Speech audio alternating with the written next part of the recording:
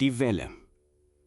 Im Jahr 1977 begann in den abgelegenen Küsten- und Inselregionen Nordbrasiliens eine beispiellose Welle von UFO-Sichtungen, deren Auswirkungen tiefe Spuren im kollektiven Bewusstsein der Bevölkerung hinterlassen sollten.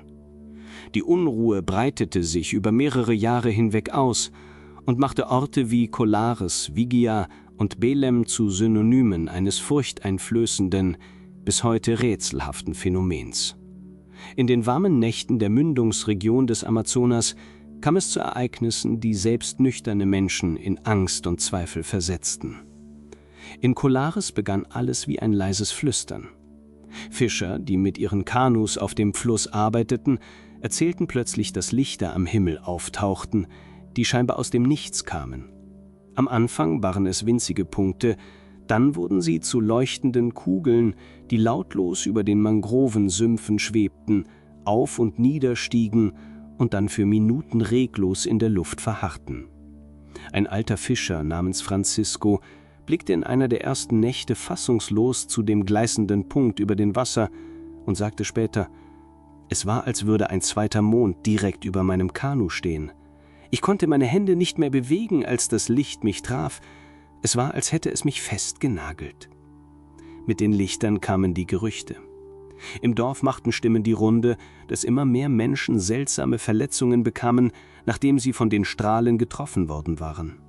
Maria, eine junge Mutter, erzählte: »Ich wollte nach Sonnenuntergang Wasser am Fluss holen.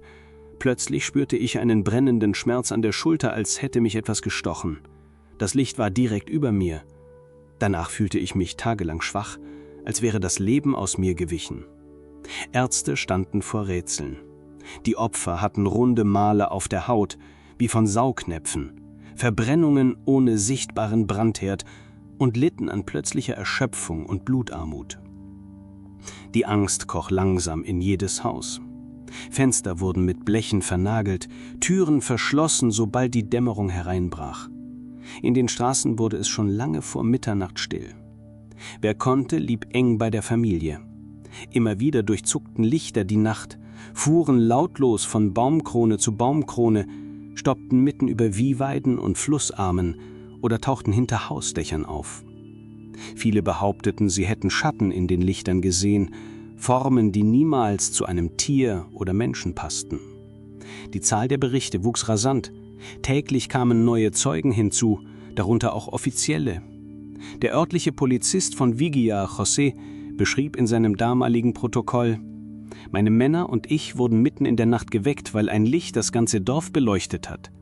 Die Senioren beteten, Kinder weinten vor Angst. Ich habe selbst gesehen, wie diese Kugel einen Strahl auf einen Garten richtete. Am nächsten Morgen war das Gras verbrannt.« Die Unsicherheit wuchs, als in mehreren Fällen Tiere mit ähnlichen Verletzungen gefunden wurden. Leere, bläuliche Kadaver, scheinbar ausgesaugt, aber ohne Spuren von Blutverlust. Selbst in der größten Nachbarstadt Belém berichteten Ärzte von merkwürdigen Patienten. Ein Arzt namens Dr. Araujo erinnerte sich: »Es kam eine Frau mit einer tiefen Erschöpfung und einer ringförmigen Wunde an der Schulter. Sie erzählte mir von einem Licht, das durch das geschlossene Fenster drang.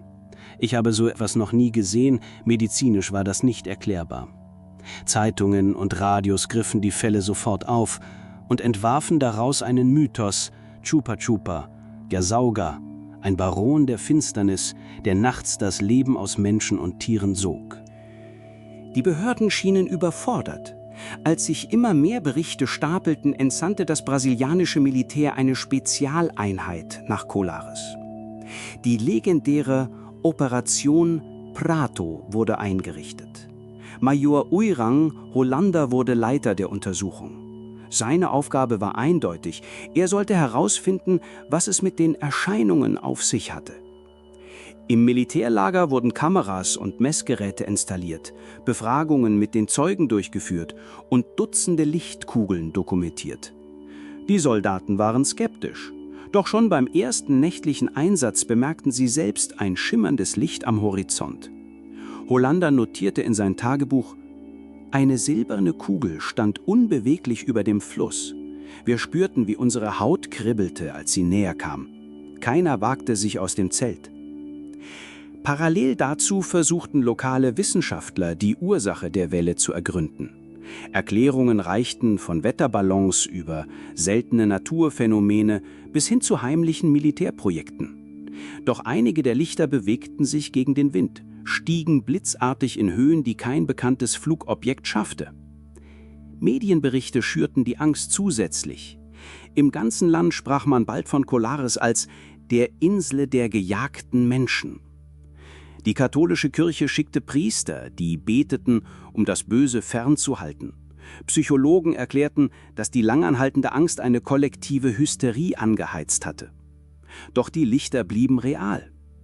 Im November 1977 brach in der Region Panik aus, nachdem mehrere Bewohner in derselben Nacht von einem weißen Strahl verfolgt worden waren.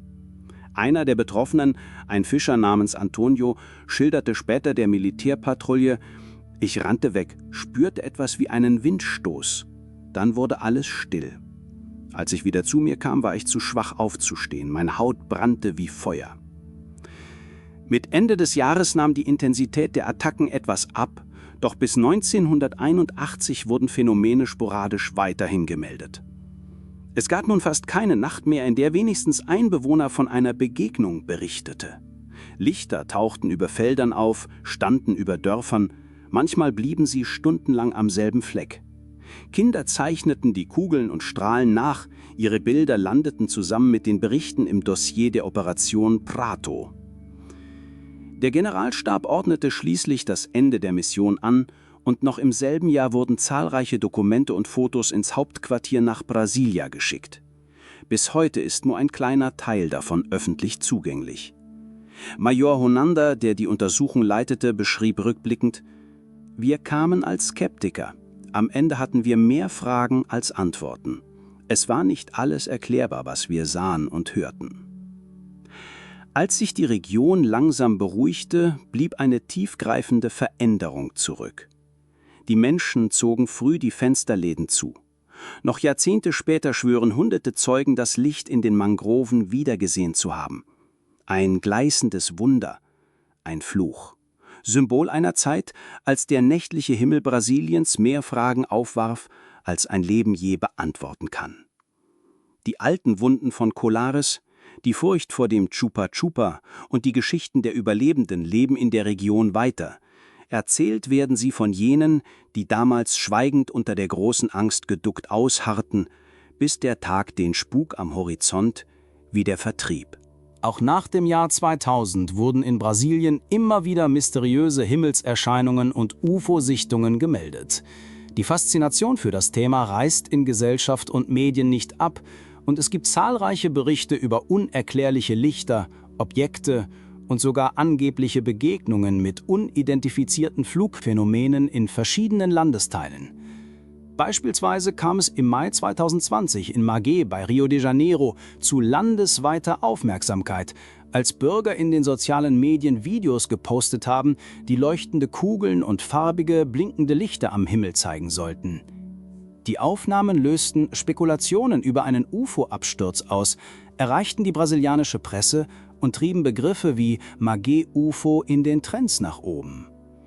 Auch Skeptiker machten sich rasch bemerkbar und brachten alternative Erklärungen ins Spiel, etwa Drohnen, Feuerwerkskörper oder Himmelslaternen. Trotz solcher Gegenargumente sorgen derartige Ereignisse regelmäßig für großes Interesse und neue Theorien, weil viele Zeugen die Lichter als ungewöhnlich beschrieben, mit Bewegungsmustern, die nach gängiger Meinung zu keiner bekannten Technologie passen. Auch in den Jahren nach 2000 gab es weiterhin viele offizielle und inoffizielle Sichtungsmeldungen, etwa von Passagier- und Militärpiloten, vor allem im Süden und Westen des Landes. So gibt es laut brasilianischer Nationalarchive Dutzende neuere Berichte über unbekannte Lichter und Objekte am Himmel, die teilweise sogar von mehreren Zeugen gleichzeitig beobachtet wurden. Im Oktober 2022 beispielsweise meldeten Piloten der Azul Airline über dem Süden Brasiliens leuchtende Objekte unbekannter Herkunft, die dem Flugzeug über längere Zeit folgten. In anderen Regionen wurden regelmäßig UFO-artige Erscheinungen beobachtet, die am Himmel verweilten, ohne durch Satelliten, Flugzeuge oder meteorologische Effekte erklärt werden zu können. Brasilien zählt heute Hunderte solcher Berichte, die in einem staatlichen Online-Archiv dokumentiert werden, viele davon aus den letzten beiden Jahrzehnten. Angriffe auf Menschen, wie sie in den 1970er und 1980er Jahren während der sogenannten Colares-Welle gemeldet wurden, blieben nach 2000 jedoch weitgehend aus. Zwar halten sich Legenden und einzelne Verweise auf physische Auswirkungen unerklärlicher Lichter, etwa Berichte über plötzliches Unwohlsein oder Augenreizungen nach einer Begegnung mit einem Lichtball, aber es gibt keine wissenschaftlich verifizierten Angriffe oder Verletzungen durch UFOs oder Lichter am Himmel in dieser jüngeren Zeit.